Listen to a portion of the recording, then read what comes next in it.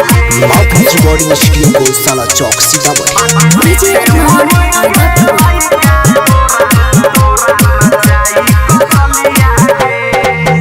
माही मनीषा जैसन कमर के हिलाओगे कजलिया सुना चढ़ल जवानी के तू जलवा तनी दिखाओगे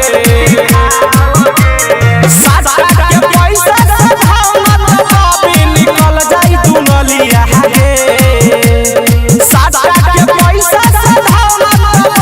निकल जाई दुनलिया गे बाकी सीते मरी के लइका तोरा नचाई कजलिया गे बाकी सीते मरी के लइका तोरा नचाई रेखिया गे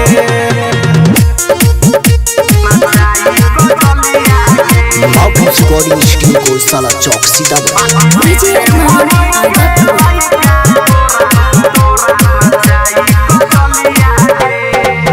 बंगाल के नचनिया हो ढोरी तनी देखाओगे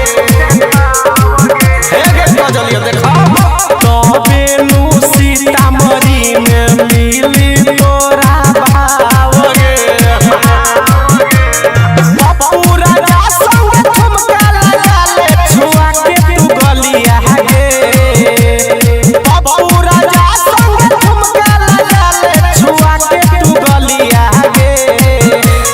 सीते मरी के लइका तोरा नचाई कजलिया गे बाकी सीते मरी के लइका तोरा नचाई कजलिया गे ना छोरी।